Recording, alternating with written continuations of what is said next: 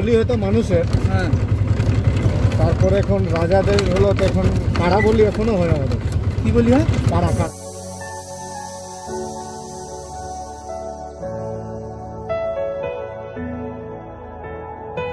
এই বন্ধুরা সবাই কেমন আছো?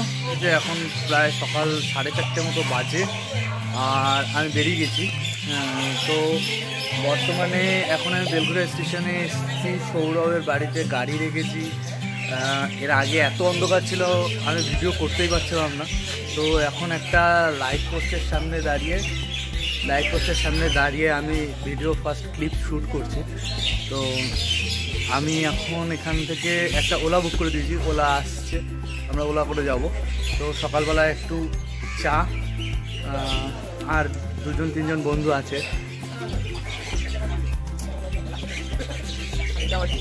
তো আজকে আবার আমরা এক জায়গায় সকাল সকাল সৌরভ আমাকে ছাড়তে এসছে স্টেশনে, সরি উবেরে ছেড়ে দেবে এখন।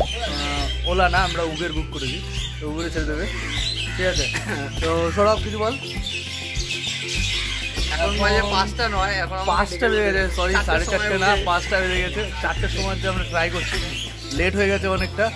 আর বর্তমানে আমাদের এখানে আছে সৌরভ, কানাই আর এদিকে আছে শঙ্কু। তো চা খেয়ে তারপরে আমরা সবাই একসঙ্গে বেরোচ্ছি। কানাই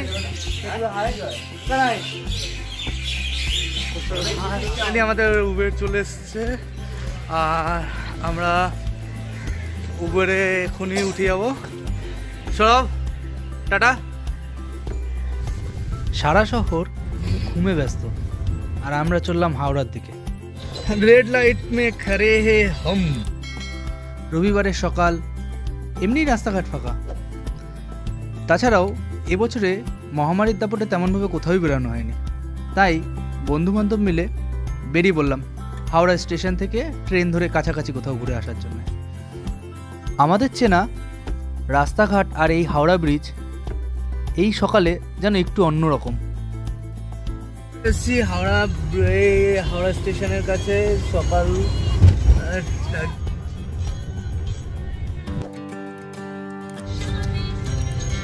তো ন্যাচারালি হাওড়া স্টেশন তো আমরা চলে এসেছি।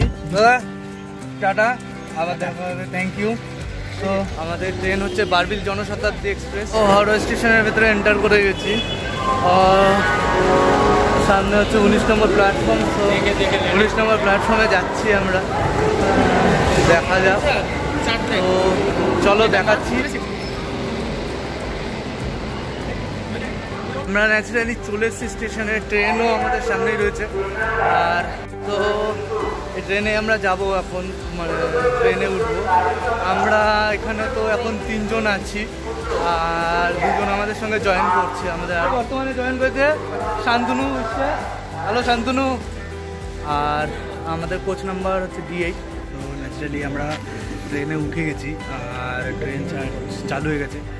তো আমরা এখানে আছি, আমি, শঙ্কু, কানাই, আর আমাদের এই সাইডে আছে শান্তনু, প্রসঞ্জিতদা। চারিদিক কুয়াশাচ্ছন্ন, পূব আকাশে তখন সবে সূর্য উঠছে। কুয়াশা চিরে জনশতাব্দী দুরন্ত গতিতে আমাদের নিয়ে চলল খড়গপুরের দিকে। জনশতাব্দী ছাড়াও আরও একটি ভালো ট্রেন ইস্পাত এক্সপ্রেস, যেটি 6:55 হাওড়া থেকেই ছাড়ে। ট্রেন ছাড়লো খড়গপুর স্টেশন থেকে। সো ফাইনালি আমরা চলে এসেছি ঘাটশিলা, আর ঘাটশিলা ট্রেন ছেড়ে চলে যাচ্ছে। আমরা বর্তমানে ঘাটশিলা স্টেশনে নেমেছি, আর ঘাটশিলা স্টেশনে নেওয়ার পর এখানে দেখতে পাবেন ঘাটশিলা লেখা আছে। তো ঘাটশিলা স্টেশনে নামার পর আমরা এখন বন্ধুরা পিছনে দাঁড়িয়ে আছে, একটা অটো বুক করলাম। আমরা আছি 5 জন। তো 5 জন মিলে এই অটোতে অটো ভাড়া নিচ্ছে 1000 টাকা। আর এখান থেকে একটু মার্কেটিং করতে হয়। সকালবেলায় তেমন কিছু এখনও খাওয়া হয়নি, জাস্ট সকালে একবার চা, এখন একবার চা। ভিডিওতে দেখুন পুরো। পরিষ্কার পরিচ্ছন্ন ঝাড়খণ্ডের ছোট্ট শহর ঘাটশিলা।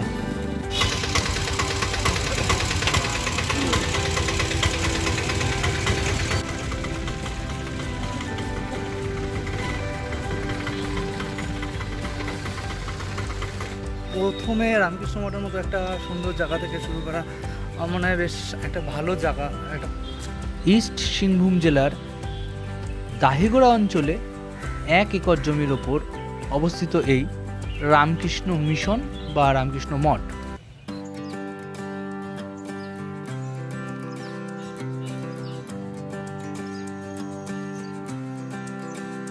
উনিশশো 1941 সালে তৈরি এই মঠ। রামকৃষ্ণ মঠ হিসাবে পথ চলা শুরু হয় 2004 সালের 23শে মার্চ থেকে। রামকৃষ্ণ মিশন ও মঠের 4র্থতম প্রেসিডেন্ট স্বামী ব্রিজনন্দ মহারাজ এইখানে এসেছিলেন 1936 সালে। সকালবেলায় এই রামকৃষ্ণ মঠে ঢুকেই রামকৃষ্ণ মিশনের নানান রকম ফুলের শাড়ি, যেমন গোলাপ, গেঁদা, চন্দ্রমল্লিকা, অর্কিড, ডালিয়া, আরও কত কি, এত ফুলের সম্ভার দেখে মন আলাদাই রকম হয়ে গেল। সুন্দর লাগছে। গেলাম বিভূতিভূষণ বন্দ্যোপাধ্যায়ের বাড়ি গৌরীকুঞ্জ। তো যাচ্ছি ভেতরে, দেখাচ্ছি গৌরীকুঞ্জের কিছু। বিখ্যাত কথা সাহিত্যিক বিভূতিভূষণ বন্দ্যোপাধ্যায় অবিভক্ত বাংলার নদিয়া জেলায় জন্মগ্রহণ করলেও তার জীবনের 30টি বছর কাটিয়েছিলেন এই ঘাটশিলাতেই। 2 কামরা বিশিষ্ট এই ছোট্ট বাড়িটিতে ঢুকতেই মনটা রোমাঞ্চিত হয়ে উঠল। এই ঘরেই লেখকের স্মৃতিবিজড়িত বেশ কিছু সামগ্রী রাখা আছে। লেখকের আরণ্যক, চাঁদের পাহাড়, অশনি সংকেত, অপুর সংসার, মাটির ভেপু, অপরাজিত, দেবযানীর মতো কত না অমর সৃষ্টিগুলির সাক্ষী এই বাড়ি।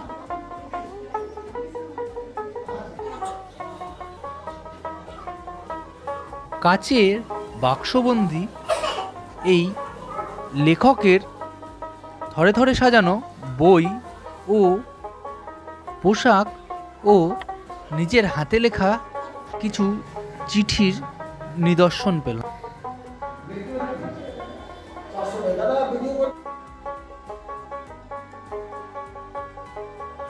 এই বিভূতিভূষণের বাড়িতে এইখানে এই ঘাটশিলায় আসলে বোঝা যায় যে বিভূতিভূষণ কেন তার জীবনের শেষ কিছুটা সময় এখানেই কাটিয়েছিলেন।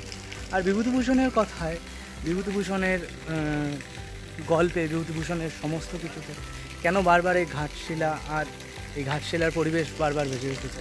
বিভূতিভূষণের সমস্ত গল্পে, সমস্ত কিছুতে এই জায়গার কথা বারবার ভেসে উঠেছে। তার কারণ এই জায়গা এক মনোরম জায়গা। পথ চলতে চলতে দেখলাম HCL বা হিন্দুস্তান কপার লিমিটেড, যেখানে গোল্ড ও কপার মাইনিং করা হয়। সুবর্ণরেখার ব্রিজ পার করেই আমরা চললাম রাতমোহনার দিকে।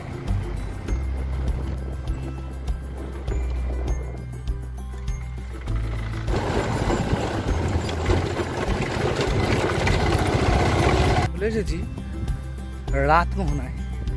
জায়গাটির নাম রাতমোহনা।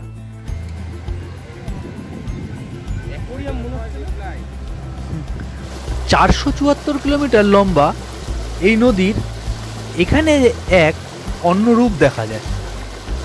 সুবর্ণরেখা ছোট বড় পাথরকে পাশ কাটিয়ে আপন মনে বয়ে চলেছে এইখানে। সম্ভবত সূর্যাস্ত দেখার এটাই এখানকার সেরা স্পট।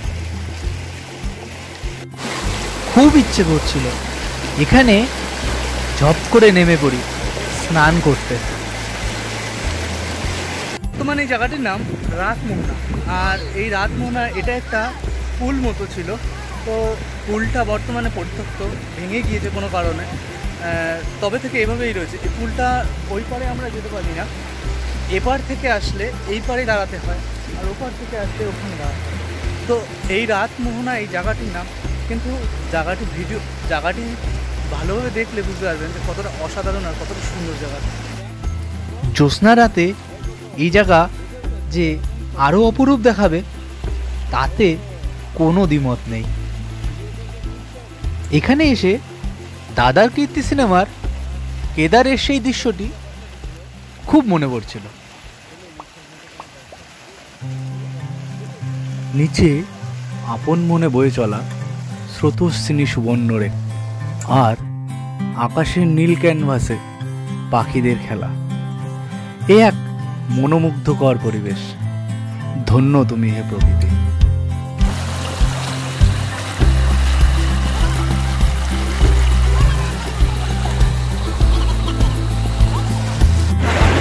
এই সুবর্ণরেখার জল এতটাই পরিষ্কার যে নিচে থাকা নুড়ি পাথরগুলোকে বেশ সুন্দর স্পষ্ট দেখা যাচ্ছে।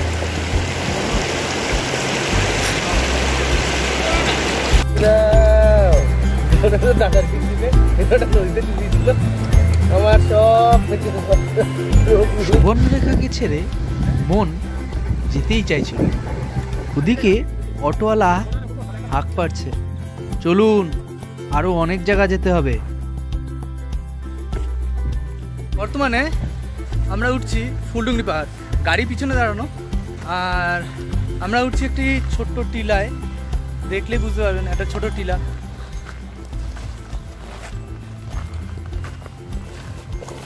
কানাই আমার আগে চলেছে, তার আগে শঙ্কু, এবং সামনে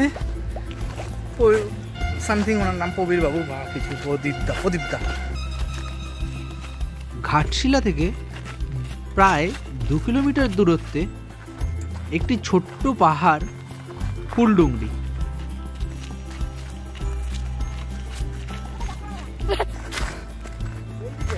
শোনা এদিকে ওদিকে দুদিকে খুশি, আসুন এদিকে যাই। শাল, শিমুল, পলাশ গাছে ঘেরা এই ছোট ফুলডুঙ্গরি পাহাড়।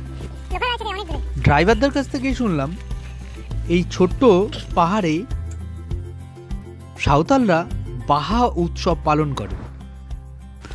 তার লেখাতেও ফুলডুঙ্গরির বিবরণ বিভূতিভূষণ বহুবার দিয়েছেন। তিনি বলেছেন, সেই অপূর্ব জ্যোৎস্না রাতে হন হন করে হেঁটে চললুম ফুলডুঙ্গরি। রাত 9টা তখন, বেশি রাত্রির জোছনা। আমার সেই প্রিয় স্থানটিতে গিয়ে পাথরের ওপর যোগাসনে বসলুম। বিখ্যাত কথা সাহিত্যিক বিভূতিভূষণ বন্দ্যোপাধ্যায় তার বাড়ি থেকে সাইকেল করে এই ফুলডুঙ্গরি পাহাড়ে এসে নিজেদের কিছুটা সময় অনায়াসেই কাটাতে পারে। অসাধারণ জায়গা, সত্যি খুব ভালো লাগছে। এই পাশে একটি সরু গেট পেলাম, যেখান থেকেও আসার একটি দ্বিতীয় রাস্তার ধারে অনাদরে ফুটে থাকা পুকুর ভর্তি পদ্ম আপনার মন টানবেই। কেউ বলল পদ্ম, কেউ বলল শাপলা। পদ্ম না শাপলা এই তর্ক বিতর্ক করতে করতেই আবার উঠে পড়লাম গাড়িতে। যদি কারো জানা থাকে অবশ্যই কমেন্ট করে জানাবেন। নাম না জানা গ্রাম্য ঝাড়খণ্ডের মেঠো রাস্তা দিয়ে গাড়ি এগিয়ে চলল বুরুডি লেকের দিকে।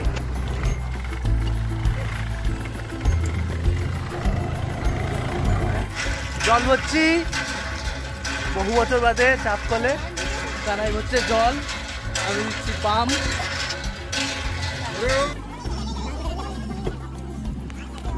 কেমন খাওয়া দাওয়া হচ্ছে? এখনো পর্যন্ত তাহলে কি কি আছে? আলু ভাজা, সবজি, ডাল, পেঁয়াজ, লঙ্কা, লেবু, আর তো তোমাকে মাংস আসছে দেশি।